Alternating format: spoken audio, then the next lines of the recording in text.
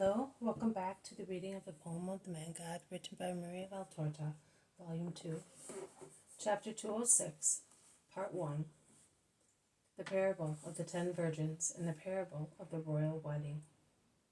1st July 1945. Jesus is speaking in the presence of Johannan's peasants, of Isaac and many disciples, of the women amongst whom there is the Blessed Virgin Mary and Martha, and of many people from Bethany. All the apostles are present. The boy sitting in front of Jesus does not miss a word. I think Jesus has just begun to speak because people are still arriving. Jesus says, "It is because of this sensation of fear that I realize is so sharp in you, that today I wish to tell you a sweet parable, sweet for the men of goodwill, bitter for the others. But the latter can remove the bitterness. Let them become men of goodwill, and the reproach provoked in their conscience by the parable will no longer exist. The kingdom of heaven is the house of the nuptials of God with souls. The moment a soul enters it is the day of the nuptials. Now listen. It is a custom with us that virgins escort the bridegroom when he arrives, to take him with lights and songs to the nuptial house together with his sweet, sweet bride. When the procession leaves the house of the bride, who, wearing a veil and deeply moved, turns her steps to the place where she will be queen, that is, to a house which is not hers, but will become hers the moment she becomes one body with her husband. The procession of the virgins, who are generally friends of the bride, runs to meet the happy couple, forming a circle of lights around them. Now it happened that in a town there was a wedding. While the bride and bridegroom were making merry with relatives and friends in the house of the bride, 10 virgins went to their place, that is, to the hall in the groom's house, to be ready to go out and meet him when the sound of cymbals and songs warned them that the young couple had left the bride's house to come to the groom's. But the feast in the house of the nuptials was protracted, and night fell.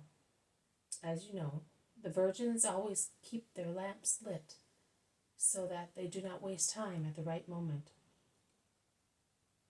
Now, of these 10 virgins, 5 were wise and 5 were foolish, and all their lamps were lit and shining. The wise ones, full of wisdom, had provided themselves with small flasks full of oil, to fill up their lamps in the event that they should have to wait longer than expected. Whereas the foolish ones had only filled their little lamps. 1 hour went by after the other. Cheerful conversation, tales, and jokes made their waiting pleasant. But later they did not know what to say or what to do, and weary and tired, the 10 girls sat down more comfortably and slowly fell asleep with their lamps lit and close to them. At midnight a cry was heard. "The bridegroom is coming. Go and meet him." The 10 girls got up, and hearing the order, took their veils and garlands, adorned themselves, and ran to the shelf where their lamps were. The light of 5 of them were already fading.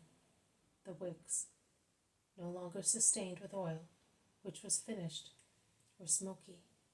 Their light was becoming fainter and fainter, and they would go out at the least whiff of air, whereas the flames of the other 5 lamps, which had been refilled by the wise virgins before they fell asleep, were still bright, and became even brighter when more oil was added to the lamps.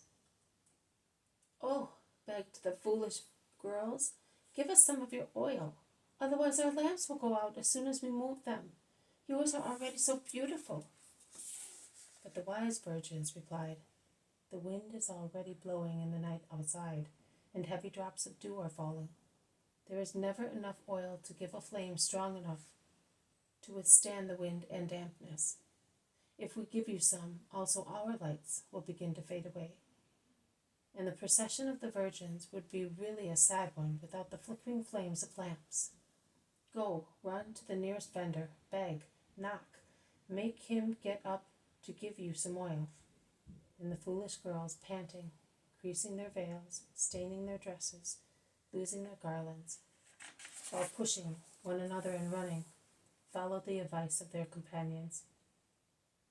But while they were on their way to buy some oil, the bride and the bridegroom appeared at the end of the street.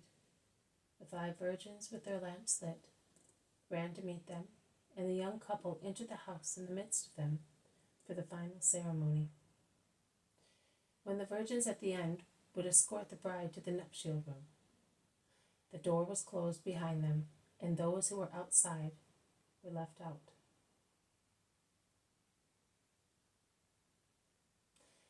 And that was the case of the 5 foolish bridesmaids, who at last arrived with the oil, but found the door closed, and in vain they knocked, hurting their hands and moaning, "Lord, Lord, open the door for us. We were in the wedding procession. We are the propitiatory virgins, chosen to bring honor and good luck to your wedding."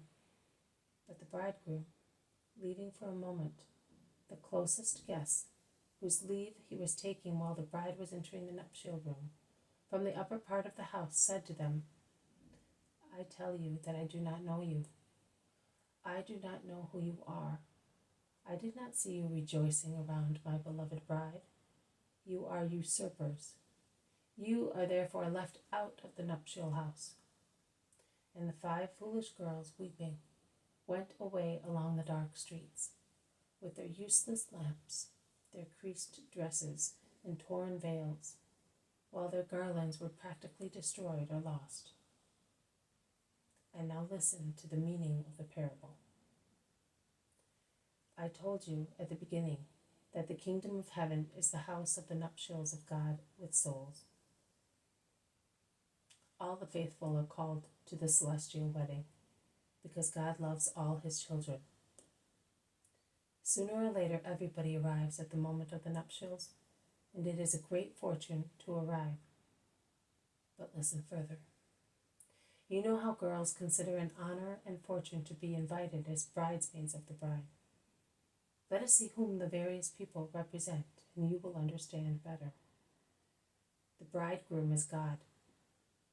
The bride is the soul of a just person, who after the period of engagement in the house of the Father, that is, under the protection of and in obedience to God's doctrine, living according to justice, is taken to the house of the bridegroom for the wedding. The virgin maids are the souls of the faithful, who, following the example set by the bride, the fact that she was chosen by the bridegroom because of her virtues means that she was a living example of holiness, endeavor to achieve the same honor by sanctifying themselves. They are in a white, clean, fresh dress with white veils, crowned with flowers. They are holding lighted lamps in their hands. The lamps are very clean, and the wicks are nourished with the purest oil, so that they may not be malodorous. In a white dress, justice steadily practiced gives a white dress, and the day will soon come when it will be most white, without even the most remote remembrance of stain. It will be of supernatural, angelical whiteness. In a clean dress, one must keep the dress always clean through humility. It is so easy to dim the purity of the heart, and those whose hearts are not pure cannot see God. Humility is like water that washes.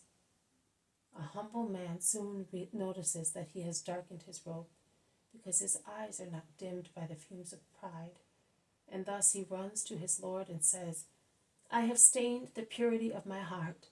I weep at your feet to be cleansed. O my Son, purify my heart through your benign forgiveness and your paternal love." In a fresh dress, oh, the freshness of a heart. Children have it by gift of God. The just have it by gift of God, and through their own will. Saints have it by gift of God, and through their will elevated to heroism. But will a sinner, whose soul is torn, burnt, poisoned and disgraced, never be able to have a fresh robe? Oh, of course he will. He begins to have it the moment he looks at himself with disgust. He increases its freshness when he decides to change his life. He brings it to perfection when through penance he washes, detoxicates, cures, and recomposes his poor soul. And with the help of God, who does not refuse assistance to anyone who asks him for a holy help, and through his own will elevated to superheroism, because it is not necessary for him to protect what he has, but to rebuild what he destroyed, and thus he must work twice, 3 times, 7 times as much, and with untiring penance, relentless against his sinful ego, he will take his soul back to the freshness of a child's soul, a new freshness made precious by experience, which makes him the master of other people who were once like him, that is, sinners. With white veils, humility, I said, when you pray or do penance, do not let the world see you. In the wisdom books it is written, it is right to keep the secret of the king. Humility is the candid veil worn to defend the good we do and the good God grants us. We must not be proud of the privileged love granted to us by God, nor seek foolish human glory. The gift would be taken away at once. But from the depth of our hearts we must sing to our God.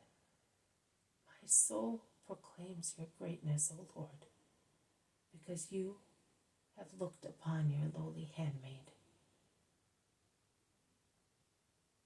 Jesus makes a short pause and casts a glance at his mother, who blushes under her veil and bends forward as if she wanted to tidy the hair of the boy sitting at her feet, but in actual fact, to conceal her deep-felt remembrance. This has been a reading from the Poem of the Man God, written by Maria Valtorta, Volume 2. Chapter 206, Part 1, The Parable of the 10 Virgins and the Parable of the Royal Wedding. Thank you for listening. I will see you tomorrow. May God bless you, and may peace be with you.